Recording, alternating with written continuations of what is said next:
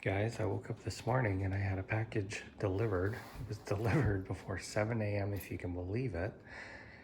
And this is kind of an interesting palm, I think, that I got. I just opened the box to save everyone. You can see it's in like a little tree tube. I'm gonna hide that. This is a hybrid palm. So I'm gonna give you all a second to try and guess what it is. I'm gonna show you the fine details. It's quite green is what I'm noticing. And what this palm is being sold as or marketed as is Sabal, Oregon. So I guess the story goes, or well, it's not really much of a story, but these seeds came from sabals growing in eastern Oregon. The place I got it from is out of Redmond. I'll show you the card. I think it's a pretty small nursery, and they kind of try and specialize in cold hardy palms. Yeah. So they're based out of Redmond, Oregon, which is pretty close to Bend, about like 2.5 hours or so from my house.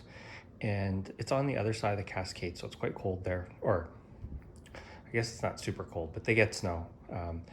This palm came from a garden in Zone 6B, and the female or the mother palm is a Sabal Birmingham, and there are other palms, other sabals around it. One being, I think they said Mexicana, Louisiana, and I think Brazoriensis. So, no, sorry, not Brazoriensis, minor. So there's a minor, there's a Louisiana, and there's a Mexicana, and then the seeds were collected off of this Birmingham. So we will see what this thing turns into. Now, sabals grow slow for me. It could be a long time before this thing sets seed in my yard. And by a long time, I'm thinking like 10, 15, maybe even 20 years. I'm not sure.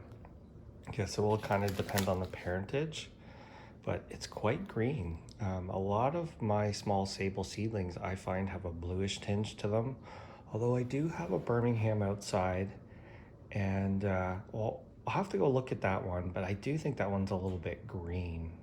My minors tend to be a little bit blue. The Louisiana is more of a green color, the ones that I have. But Mexicana, I did have some seedlings, but they got destroyed by insects, and I'm trying to remember. I don't actually remember them being particularly blue either. Anyways, this is a hybrid Sabal. They only had one. They do sell on Etsy, and it's nice because it's in like a little tree tube, so it gives a nice long taproot, and I like that they sent it with the soil. So I'm just gonna actually keep this inside like this, probably transfer it to a larger kind of tree pot in the spring once it puts on a little size. So this will be my little indoor office palm. So there you go. Kind of an interesting one. Should prove to be very cold hardy. Like I said, it came from a garden in Zone 6B. Whether or not they help them along, my feeling is they probably do. Give them some sort of protection on the coldest nights, because it does get, I mean, they've had nights in the teens out there already. But in my garden, Zone 8B, I'm in the Portland, Oregon area, this will be, will have no issues. I will not have to protect it. It will do just fine. All of the sabals, well, I guess that's not necessarily true. There's a couple of more tender ones from the Caribbean, but the majority of sabals are fully hardy to my zone, and I do have a number of them planted outside, so we will add this one to this collection and see what it eventually turns into. And who knows, maybe they'll have more on their website. I'll just show you. Desertscape Nursery. So they may have more available, you know, in spring or summer, we'll see, but they do have some other cold hardy plants. Thanks for watching.